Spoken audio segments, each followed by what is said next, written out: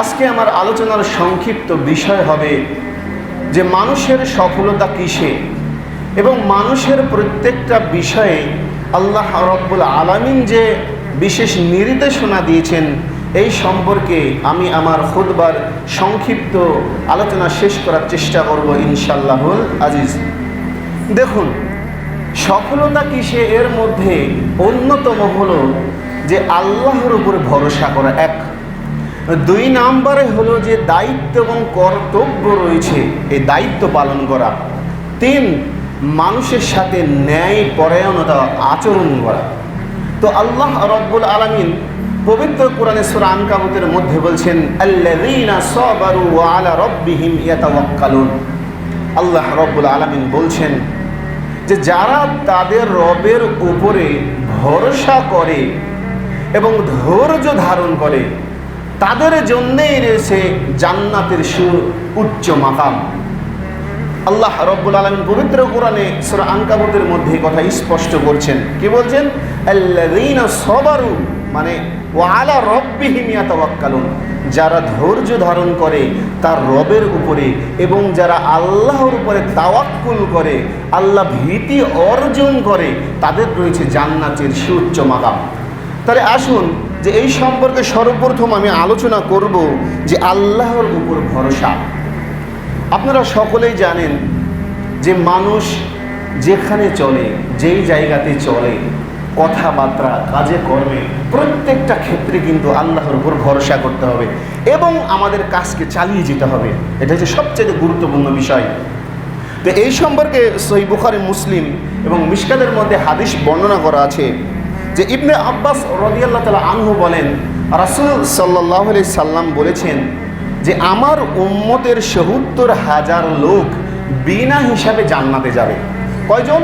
৭০,০০০ লোক। তারাই জান্নাতে যাবে। এর মধ্যে রয়েছে যারা অশুভ গ্রহণ করে না, অশুভ ফল গ্রহণ করে না। মানে অশুভ ফল কি? আপনি মনে করেন আপনি বাড়ি থেকে বাহির হলেন, তখন বলছেন যে তোর মুখ দেখলে আমার লাভ হয় না। এটা একটা মিথ্যা কথা, অশুভ।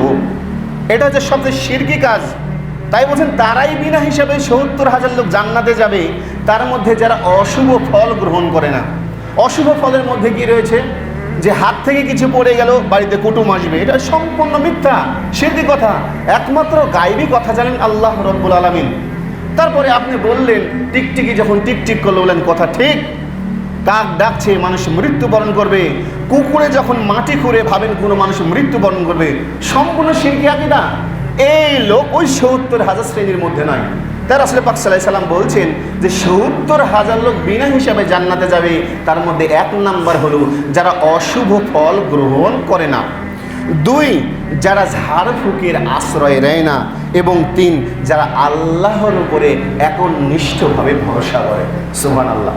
তাহলে এই শ্রেণীর লোকের কথা বলা হয়েছে যারা বিনা হিসাবে ৭০,০০০ লোক জান্নাতে যাবে, তারা হলো এইরা।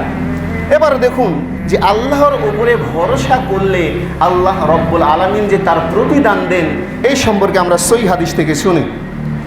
এই সম্পর্কে আবু হুরায়রা রাদিয়াল্লাহু তাআলা আনহু বর্ণনা করছেন। তিনি বলেন, রাসূল সাল্লাল্লাহু আলাইহি সাল্লাম বলেছেন যে বনী ইসরাইলের একজন ব্যক্তি অপর ব্যক্তির কাছে ১,০০০ দিনার বা স্বর্ণ মুদ্রা ধার করতে চাইল। তখন ওই ব্যক্তি বলছেন যে তুমি যে আমার কাছে ১,০০০ স্বর্ণ মুদ্রা ধার করতে চাইছো, তাহলে তুমি সাক্ষী নিয়ে আসো। তখন ওই লোক বলছেন যে সাক্ষী হিসাবে একমাত্র আমার আল্লাহ রাব্বুল আলামিনই যথেষ্ট। তখন ওই ব্যক্তি আবারও বলছে যে তুমি শুধু আল্লাহর উপরে ভরসা করো? তখন তিনি বলছেন হ্যাঁ, আমি শুধু আল্লাহর উপরে ভরসা করি। তখন ওই ব্যক্তিকে, যেই ব্যক্তির কাছ থেকে ১,০০০ স্বর্ণ মুদ্রা ধার চাইল, তাকে ১,০০০ স্বর্ণ মুদ্রা দিয়ে দিলেন। এই কারণে ওই ব্যক্তির কিছু কাজ ছিল, তো তিনি এই কাজটা সারবেন। তো ওই ব্যক্তি ১,০০০ স্বর্ণ মুদ্রা নিয়ে সমুদ্র পাড়ি দিয়ে যাতায়াত করলেন। তারপর নির্দিষ্ট একটা সময় হয়ে গেল, ওই ব্যক্তির যত কাজ ছিল, কাজ ছেড়ে বাড়িতে আসবেন। পথিমধ্যে তিনি অনেক নৌকা খুঁজলেন, মানে যার মাধ্যমে তিনি আসতে পারেন। কেন? ওই যে 1000 স্বর্ণ মুদ্রা তিনি ধার করেছিলেন, তাকে ওয়াদা দিয়েছিলেন যে আমি আসবো। তো এদিক ওদিক খোঁজার পরে ওই বেচারা কোনো কিস্তি পেলেন না, মানে নৌকা পেলেন না। কিস্তি মানে নৌকা, কিছুই পেলেন না।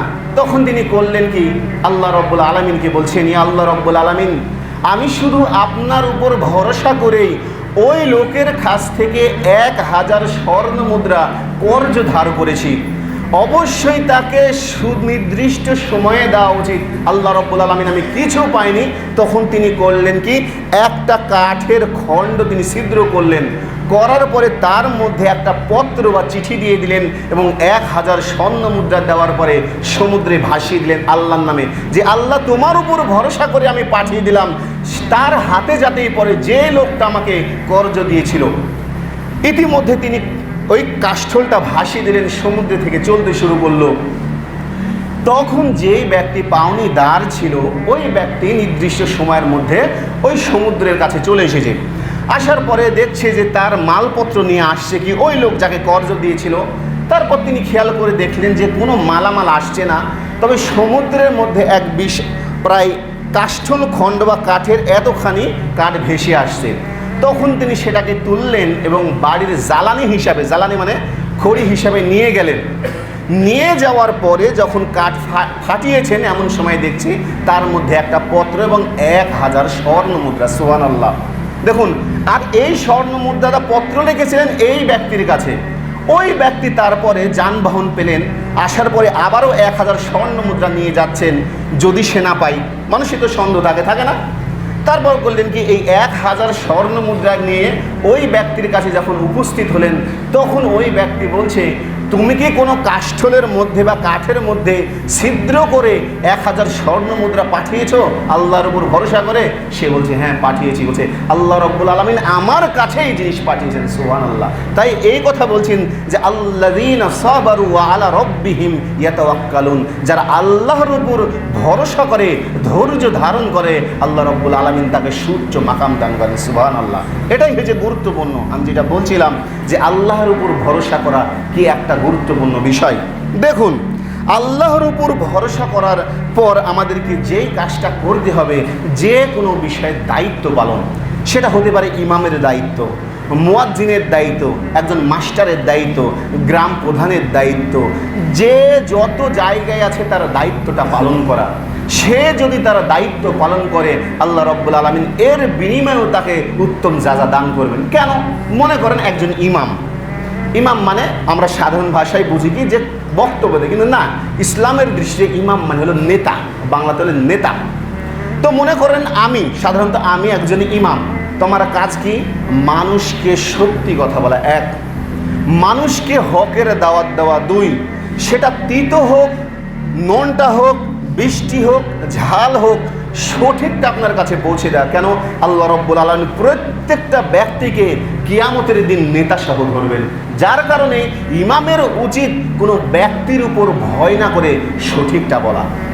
2, মুয়াজ্জিন। আমি এই জন্যে বলছি, ইমাম মুয়াজ্জিনের উদাহরণ দিয়ে বলছি, অন্য কারো বলছি না, এই কারণে যাতে বুঝতে সুবিধা হয়। মনে করেন একজন মুয়াজ্জিন, সে দায়িত্ব পালন করে, সে আজান দেয়, মসজিদ ঝাড়ু দেয়, অনেক তার কাজ। রাসূল পাক সাল্লাল্লাহু আলাইহি সাল্লাম বলছেন যে কিয়ামতের ময়দানের দিন যেই ব্যক্তির গর্দান সব চাইতে উঁচু হবে, সেই ব্যক্তি হচ্ছে মুয়াজ্জিন। এই জন্য মুয়াজ্জিনের গুরুত্ব অনেক বেশি। তাই মুয়াজ্জিনের প্রত্যেকটা কাজের উচিত অবহেলা না করা, সে আজান দেওয়া থেকে শুরু করে প্রত্যেকটা কাজে। আর যদি এই দায়িত্ব ইমাম বা মুয়াজ্জিন কোনোটাই অবহেলা করে, তার জন্য রয়েছে অপমানজনক শাস্তি। কেন? এই দায়িত্ব তার উপর অর্পণ করা হয়েছে এই জন্যে। মনে করেন একজন শিক্ষক, যে শিক্ষা দান করে, পড়ায় নিয়মিত, তার কাজ কি? একজন ছাত্র বলেন, ছাত্রী বলেন, যে আছে তাকে উত্তম পদ্ধতিতে শিক্ষা দান করা, তাকে বোঝানো, বারবার বোঝানো, যতটুকু চেষ্টা তার আছে সাধ্যের মধ্যে। বোঝানোর পরেও যদি ওই ছেলে, ওই মেয়ে, ওই বাচ্চা যদি ছাত্র কথা না শুনে, একটা কাজ করবে কি, তার বাবা মা, যদি কোনো অভিভাবক থাকে, দাদা চাচা যে কেউ থাকে, তাকে বলতে হবে এই দায়িত্ব আপনার এতটুকু। কেন? তার বাবা মাকে আপনি জানিয়ে দিলেন। তারপরও যদি কোনো ছাত্র পড়াশোনায় মনোযোগ না দেয়, এই দায়িত্ব শিক্ষকের নয়। কেন? সে তার সর্বোচ্চ চেষ্টা করেছে।